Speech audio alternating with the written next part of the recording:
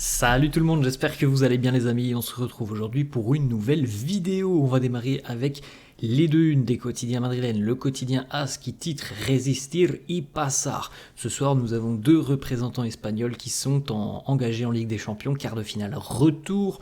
Le Barça reçoit le Paris Saint-Germain dans le même temps. L'Atlético sera en déplacement du côté de Dortmund. Évidemment, le match pour le Real, ça sera demain. En ce qui concerne le Real, on a une petite information en haut. Un Madrid mejor. Du côté du Real, on pense avoir les armes nécessaires pour pouvoir s'imposer du côté de l'Etihad demain. On pense aussi qu'on est mieux armé que l'année dernière. On sait très bien que l'année dernière, ça a été un fiasco total, le déplacement du côté de l'Etihad. Il est vrai que l'équipe n'est pas constitué de la même manière que la saison précédente. City n'est peut-être pas non plus aussi fort que la saison précédente. Alors ça n'empêche pas les Citizens d'être leaders en première ligue, d'être plutôt bien positionnés pour pourquoi pas se qualifier en demi-finale et peut-être même conserver leur titre en Ligue des Champions. Mais on a l'impression en tout cas que le match semble plus équilibré tout de même que la saison dernière. On continue la une du quotidien Marca, encore une fois, c'est les deux équipes espagnoles qui sont en une. En ce qui concerne le Real, c'est Vinicius, el terror de los campeones. On rappelle que Vinicius est le joueur le plus décisif en Ligue des Champions depuis 3 ans maintenant, but plus passe D. Personne ne fait mieux en Ligue des Champions que Vinicius. Et évidemment, sans un grand Vinicius demain, les chances du Real seront minces. C'est pourquoi on attend évidemment que le Brésilien soit très très en forme. On regarde les amis le programme de la journée, de cette journée de mardi pour les joueurs. Le départ à Manchester, 10h du matin, évidemment en avion. À 18h, la conférence de presse de Carlo Ancelotti qui sera accompagné d'un joueur. On ne connaît pas pour le moment l'identité du joueur. De toute façon, on regardera quelques déclats demain. 19h, l'entraînement, le dernier entraînement d'ailleurs, avant la rencontre, évidemment entraînement sur la pelouse de l'Etihad pour commencer à prendre ses repères, même si beaucoup de joueurs du Real connaissent évidemment très bien cette pelouse. On enchaîne les amis avec une petite information sur l'entraînement de la veille du côté de Madrid, Valdebebas. Carlo Ancelotti avait son groupe au grand complet, mis à part et évidemment David Alaba et Thibaut Courtois. Tchouaméni a participé à l'entraînement, mais évidemment on rappelle que Tchouaméni est suspendu pour cette rencontre. On regarde les amis le groupe du Real, donc tout le monde est présent sauf Courtois et Alaba. Tchouaméni, vous le voyez, il est présent au milieu de terrain, alors c'est pas compliqué, il est juste là pour venir soutenir ses coéquipiers. Du côté du Real, voilà, il fait le déplacement pour venir un petit peu soutenir les copains qui vont aller tenter d'écrire l'histoire du côté de Manchester.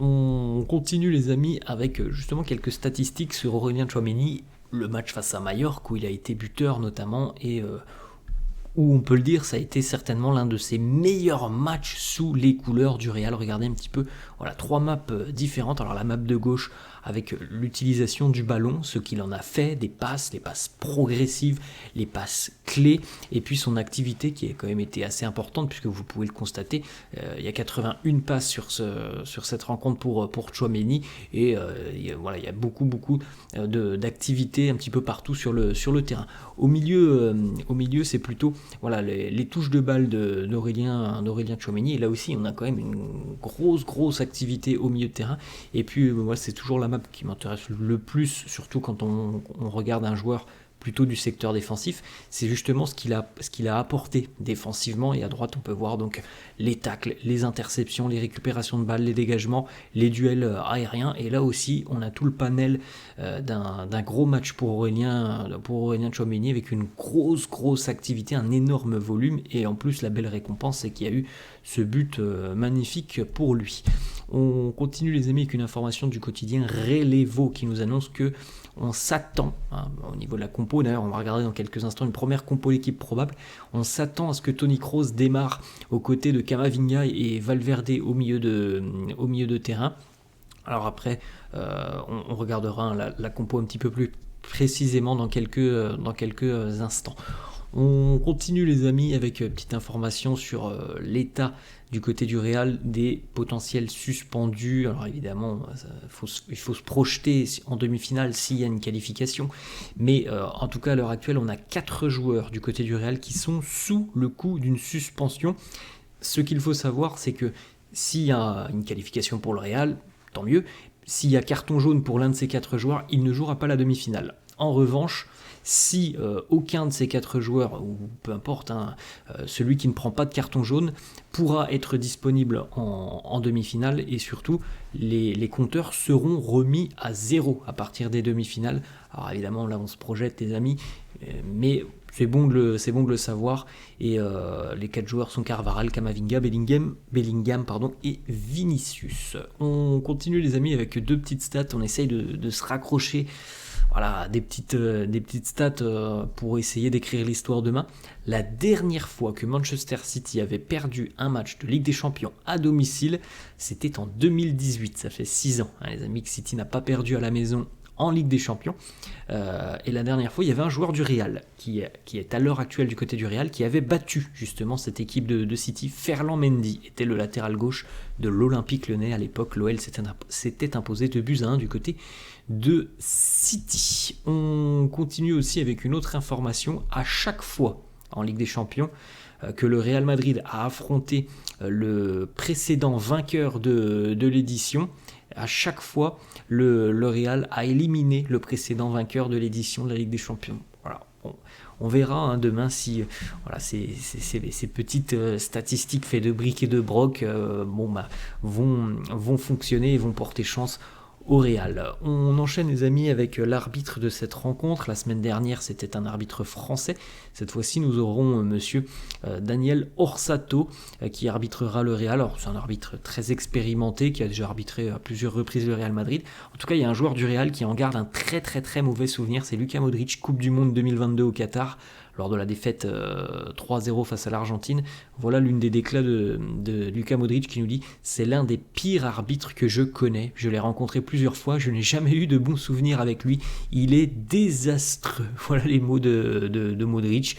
Bon, après, c'était il y a 2 ans, mais visiblement Luka, au cours de sa carrière, l'a rencontré plusieurs fois et il n'a jamais eu de bons souvenirs avec Daniel Orsato. Bon, on verra demain avant de parler de l'arbitrage. On verra évidemment si le Real est en mesure déjà d'aller gagner cette rencontre. L'arbitrage c'est une chose, mais au mieux évidemment se concentrer sur le match. On continue les amis avec la première compo d'équipe probable pour cet alléchant duel demain entre City et le Real. Voilà la compo d'Edu Aguirre qui nous propose donc Lunin dans les buts, Rudiger et Nacho en charnière. Je pense que tout le monde a compris que Militao ne démarrerait pas en tant que titulaire. Carvajal à droite, Mendy à gauche, Camavinga, Kroos, Valverde, Bellingham, Vini et Rodrigo. Ça me semble être la meilleure compo à l'heure actuelle possible demain pour affronter City avec l'état de force des joueurs en présence. Voilà, je pense que c'est ce que tout le monde attend demain de Carlo Ancelotti. On continue les amis avec une petite déclaration du directeur général du Bayer Leverkusen qui nous dit ô combien il pense que Xabi Alonso rejoindra le Real Madrid. Il nous dit il est possible oui qu'un jour Xabi Alonso devienne l'entraîneur du Real Madrid. Alors on le sait que ça ne se fera pas cet été, Carlo étant encore sous contrat.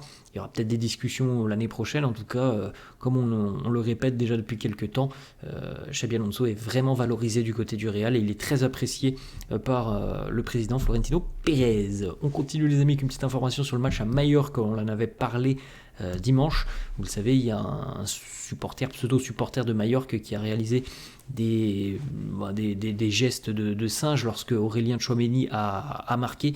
La police a identifié le supporter. Il s'agit d'une personne mineure, ce qui est quand même assez dingue, c'est que on en voit de plus en plus malheureusement qui prennent le très très mauvais exemple souvent de personnes adultes, et c'est pas la première fois malheureusement que l'on voit des mineurs réaliser aussi ce genre d'actes dégueulasses, et ça montre à quel point l'éducation est aussi très très importante. On continue les amis avec une petite information qui concerne Raúl et la Castilla. Une nouvelle fois, Raoul souhaite continuer du côté du Real. Il ne veut pas quitter le Real. Il souhaite encore une fois mener à bien son projet avec la Castilla, de faire monter la Castilla, chose qui sera très compliquée cette saison, quasiment une mission impossible. Il a envie de retenter encore une fois l'expérience l'année prochaine. C'est tout à son honneur. Il est passionné, amoureux du club, Raoul. On sait qu'il y a déjà eu plusieurs propositions de clubs professionnels qui ont tenté de venir le débaucher. Il n'a jamais cédé et souhaite continuer son projet formateur avec les jeunes. Félicitations à Raoul. On poursuit avec une petite information qui concerne un jeune espoir portugais. Le Real Madrid aurait fait une offre concrète pour Cardoso Varela, jeune ailier gauche du FC Porto de 15 ans. Tous les plus grands clubs sont intéressés par lui. Le crack joue déjà chez les U19 du FC Porto. On va terminer les amis avec une petite déclaration hier du président Emmanuel Macron qui a été interrogé. Il y avait une longue interview auprès des micros de RMC. Il a été interrogé évidemment sur l'approche des Jeux Olympiques, de l'équipe de football de France, enfin l'équipe française de football qui sera présente au JO, et évidemment pour le rayonnement de l'équipe de France et pour le rayonnement du sport français, il veut avoir la meilleure équipe possible au JO. Il nous dit: j'ai confiance en nos clubs français et en nos clubs européens. Je pense, il l'a dit, je pense qu'ils vont libérer les joueurs français. Le journaliste lui pose donc une question: est-ce que vous allez donc tenter de discuter avec le président du Real Madrid? Emmanuel Macron a répondu: oui, c'est exactement ce que je veux dire. Voilà, tout le monde pense déjà que Mbappé est au Real, donc tout le monde pense aussi que si discussion il doit y avoir pour libérer Mbappé, ça sera avec Florentino Pérez, et visiblement c'est ce qu'il se passera entre le président du Real et le président de France. Voilà les amis, la fin de cette vidéo, j'espère que ça vous a plu. N'hésitez pas comme d'hab à lâcher un petit pouce bleu, n'hésitez pas non plus à vous abonner à la chaîne, je vous laisse et je vous dis à la prochaine. Ciao.